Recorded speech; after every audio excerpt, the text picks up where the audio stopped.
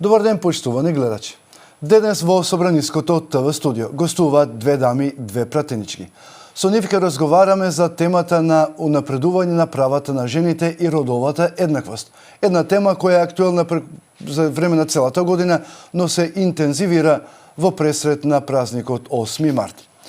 Да им посакам добре дојде на пратеничките Сонја Мираковска и Моника Зајкова. Благодариме за поканата. Благодарности од мене за тоа што ме поканивте во студиото.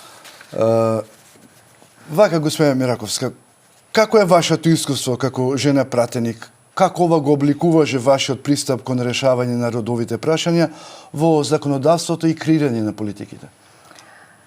Јас сум во парламентот веќе 16 години и кога влегов 2008 година, веќе беше формиран клубот, веќе жените силно работеа на унапредување на женските права. Јас нормално се вклучив.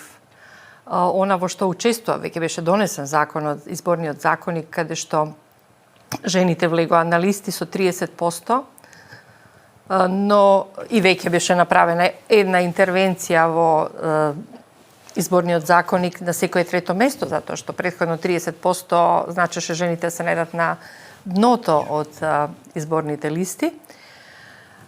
Пред мене 2006 година, со 2008 сум пратеник, веќе беше се донесе секое трето место. Ние направивме уште една интервенција во изборниот законник, а тоа беше ако жена излезе од парламентот од било која причина, дали ќе поднесе оставка или да оди во извршната власт или на некоја друга функција, тогаш на нејзиното место доаѓа жена.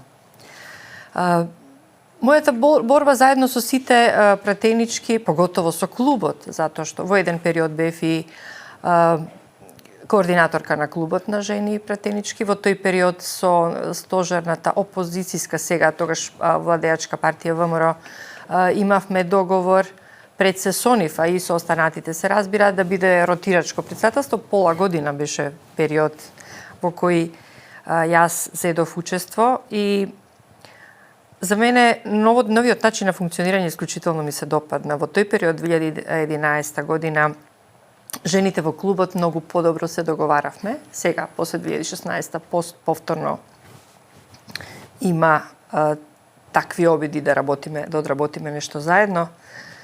Се сеќавам кога го носевме законот за еднакви можности помеѓу мажите и жените, 11 амандмани сработивме жените во парламентот, во клубот, и тоа беше јасен сигнал дека ние, ако сакаме, можеме заедно да седнеме и да сработиме нешто без разлика од каде доаѓа, од која политичка партија, од каква определба. Направивме многу, но борбата не е завршена. Има уште многу работи кои треба да се направат. Она што е клучно, повеќе жени во извршната власт, тоа следи да се обликува во изборниот законник, во законот за влада, за да имаме повеќе жени министри, жени градоначалнички. Нашата коалиција влегува советување дека 2025 година 30% од кандидатите што ќе бидат за градоначалници ќе бидат жени. Направивме и овој мандат промени во кривичниот законник. Фемицидот го осудивме како кривично дело.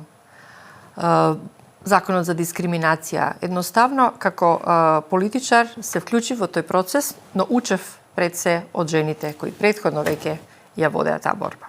Наистина тема, господи Зајкова, како ова пратеничкиот, како пратеничка, како ова го обликуваше вашиот пристап за залагање на повеќе права за жените?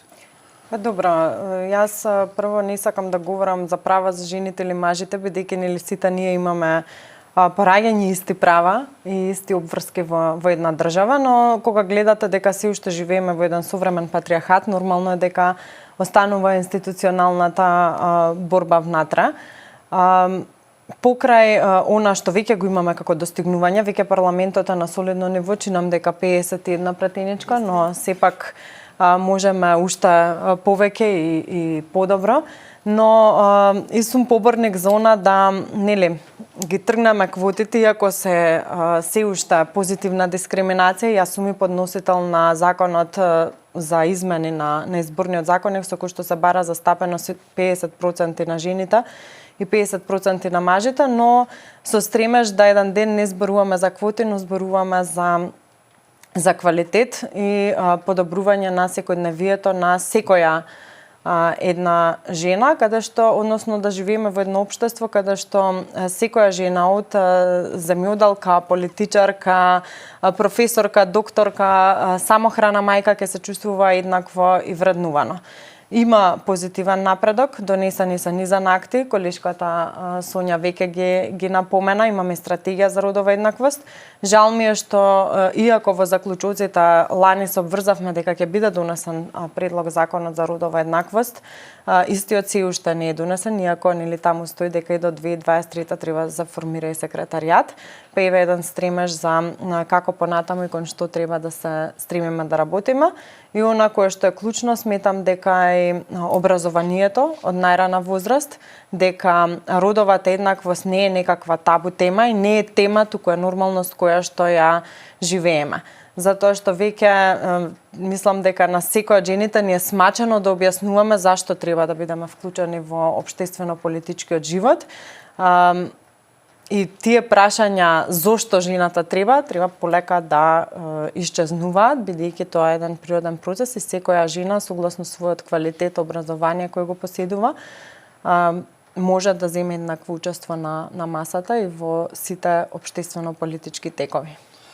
На кој начин мислите дека жените во политиката од разни партиски линии може да соработува за да ги унапредат заедничките цели? Па, јас ви дадов еден пример. Клубот е навистина добро место каде што можат да се сретнат и да се договараат за многу работи, но ние во парламентот работиме во многу комисии, имаме многу наши групи кои се неформални, една од групите и Моника што ја води за млади.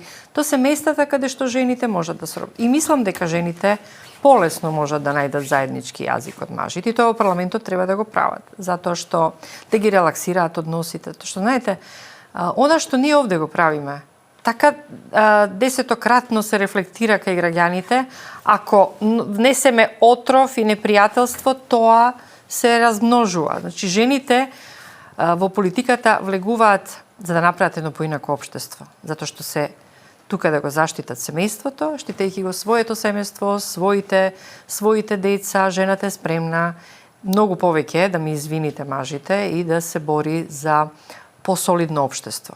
И ако ние сме лоши примери овде и се напаѓаме до безобразност, можам така да кажам, и тоа многу често се случува, тоа се рефлектира во општеството. Мораме нова земја да дадеме стабилност, да обезбедиме луѓето да ја проценуваат нашите политики, така да одлучуваат кој им е потребно да биде на власт, но разбирањето, поготово кога станува збор, секоја тема е женска тема, не само родовата еднаквост. Се што се случува во општеството е исклучително важно. Она што е важно во иднина да направиме сите услови, носиме некаков родово сензитивен буџет, ама не е доволно сензитивен, затоа што е потребен сосема поинаков облик на буџетирање за да добиеме. Тоа не значи за повеќе само за градинки. Тоа е потребно кога се мерат парите, се одлучи каде на жените им се потребни парите пред се, за да можат да бидат активни во општеството. Значи да правиме максимум жената да стане активна, затоа што само така може да се направи дополнителна, додадена вредност ако жената не е дома, ако ги има сите услови за да сработи. Ние тоа можеме да го направиме заедно и на тие теми не би требало да има недоразбирање помеѓу жените. Кој е вашето искуство? Дали жените во Собранието на Република Северна Македонија знаат да ги остават на страна партиските линии и да соработуваат за некоја поголема цел? Па, во минатото имале такви искуства. Сонја знае подобро од мене, а јас само сум слушала од колешките дека седнувале на маса и тие биле медиаторите помеѓу крупните случувања. Но денеска, за жал, ке кажам дека не е на тоа ниво комуникацијата и дека ева првото прашање каде што потфрливме беше токму предлог законот за родова еднаквост, каде што имаше и дел од колешките кои ја прифатиле стратегијата се појавија на тие нели антиродови протести, но сепак тука не смееме да бидеме обесхрабрени. Секоја жена во Собранието треба да работи во интерес на сите. Постојат уште бројни предизвици, секојдневни предизвици на секоја жена, па вклучително и на политичарките.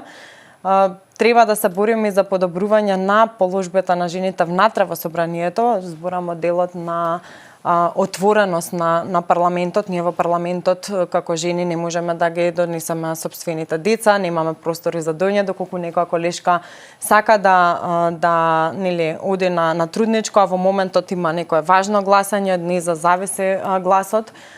Не може да гласа електронски. И ако реши да дојде во собранието, нема каде да го остави своето дете, така да собранието треба да е пример за се понатаму како ќе се гради инфраструктурно, односно секојдневниот живот и кој што ќе биде од помош на жената, но и треба да се поработи во делот на она што е сега ново и современо, дигиталното насилство, бидејќи секоја жена треба да застане позади секоја жена што е нападната, не поради политичкиот интерес да молчи, но јавно да говори, да го осуди секој чин на напад. И мислам дека тоа ќе биде предизвик и на следниот парламентарен состав, како да се регулира тој интернет простор кој што може да предизвика не само вербално, но потоцна и насилство кое што ќе премине во физичко насилство или фемицид. И за на крај, како пример на жени во политиката, жени лидери, каков совет би им дале на другите жени кои размислуваат за кариера во политиката? Влезете со цел да направите нешто добро, која и жена да влезе во политиката. И за жените, и за општеството. Да направиме стабилно, сигурно општество во кое луѓето ќе сакаат да живеат, да останат тука, да имаат иднина. Тоа треба да биде улогата на една жена политичарка.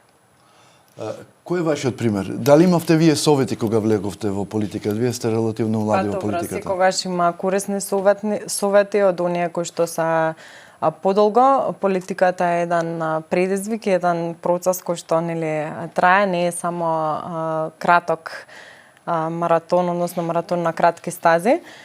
Верувам дека треба да ги охрабруваме преку личните приказни примери, преку нашите секојдневни примери, треба да ги охрабруваме младите девојки и жените да бидат поактивни во општествено-политичките случувања и верувам дека сите заедно можеме да изградиме по-прогресивно општество каде што повеќе овие теми за кои што денес се среќаваме нема да бидат теми, но ќе говориме за идеи, за квалитети, за решенија кои што ќе ја движат државата напред. Ви благодарам многу што бевте дел на интервјуто во Собранискиот ТВ канал. Благодариме. Благодарност за вас. Поштовани гледачи, вие го следевте интервјуто со двете дами пратенички Сонја Мираковска и Моника Зајкова. Ви благодарам на вниманието.